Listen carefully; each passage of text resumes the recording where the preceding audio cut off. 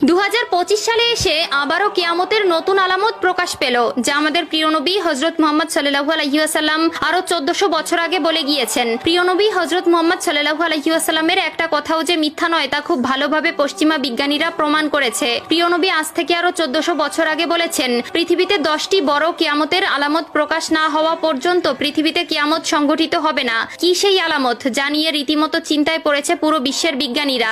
আপনি যদি একজন মুসলিম হয়ে থাকেন তবে ভুলেও ভিডিওটি এড়িয়ে যাবেন না, কারণ আমরা আজকে আপনাদের জানাতে চলেছি প্রকাশিত হওয়া সেই কিয়ামতের আলামত সম্পর্কে। আর আপনি যদি আমাদের প্রিয় নবী হযরত মুহাম্মদ সাল্লাল্লাহু আলাইহি ওয়াসাল্লামকে ভালোবেসে থাকেন তবে অবশ্যই কমেন্ট বক্সে আলহামদুলিল্লাহ কমেন্ট করবেন আর ভিডিওটি শেয়ার করে দিতে ভুলবেন না, কারণ আপনার একটি শেয়ারে আরো অনেক মুসলিম ভাই ও বোনেরা কিয়ামতের এই আলামত সম্পর্কে জানার সুযোগ পাবে। তো চলুন বেশি কথা না বলে শুরু করা যাক আজকের এই ভিডিও। হাদিসে বর্ণিত আছে, কিয়ামত সংঘটিত হওয়ার পূর্বে পুরো পৃথিবী থেকে পবিত্র আল কোরআন উঠিয়ে নেওয়া হবে। প্রিয় দর্শক, কিয়ামতের নিকটবর্তীতার প্রমাণ স্বরূপ কিছু আলামত প্রকাশ পাবে। এর মধ্যে কিছু হবে বড় আলামত, আবার কিছু হবে ছোট ছোট আলামত। ইতিমধ্যে পুরো বিশ্বে অসংখ্য কিয়ামতের ছোট আলামত প্রকাশিত হয়েছে।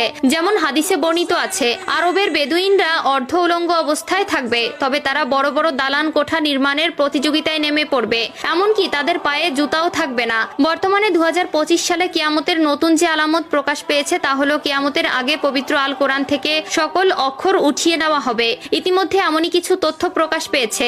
আজ থেকে প্রায় 1400 বছর আগে মহান আল্লাহ তাআলা হযরত মুহাম্মদ সাল্লাল্লাহু আলাইহি ওয়াসাল্লামের উপর কোরআন নাজিল করেন এবং আল্লাহ তাআলা ঘোষণা দেন কিয়ামতের আগ পর্যন্ত তিনি নিজেই তা সংরক্ষণ করবেন। আল্লাহ তাআলা পবিত্র আল কোরআনের মধ্যে বলেছেন, নিশ্চয়ই আমি কোরআন অবতীর্ণ করেছি এবং আমি এর সংরক্ষক। সূরা আল হিজর আয়াত নম্বর 9। কিন্তু এমন এক সময় আসবে যখন মানুষ কোরআন ভুলে যাবে। পৃথিবীতে এমন কেউ থাকবে না যে কোরআন স্মরণ করবে। তখন আল্লাহ তাআলা এই পৃথিবী থেকে কোরআন তুলে নিবেন। এরপর ইসরাফিল আলাইহিস সালাম সিংগায় ফুঁক দিবেন এবং এই মহাবিশ্ব ধ্বংস হয়ে যাবে। রাসূলুল্লাহ সাল্লাল্লাহু আলাইহি ওয়াসাল্লাম বলেছেন, রাতের অন্ধকারে কোরআন মানুষের বুক থেকে উঠিয়ে নেওয়া হবে, এমনকি মুসহাফের একটি আয়াতও পৃথিবীতে অবশিষ্ট থাকবে না। ইবনে মাজাহ হাদিস নম্বর 4050। কিয়ামতের আগে পৃথিবীতে কোনো মুমিন ব্যক্তি থাকবে না। কিয়ামত আসবে পৃথিবীর সবচেয়ে নিকৃষ্ট মানুষদের উপর। আনাস ইবনে মালিক রাদিয়াল্লাহু তাআলা আনহু থেকে বর্ণিত, রাসূলুল্লাহ সাল্লাল্লাহু আলাইহি ওয়াসাল্লাম বলেছেন, কিয়ামত ততক্ষণ শুরু হবে না যতক্ষণ না এই পৃথিবীতে এমন কেউ অবশিষ্ট থাকবে না যে বলবে আল্লাহ আল্লাহ।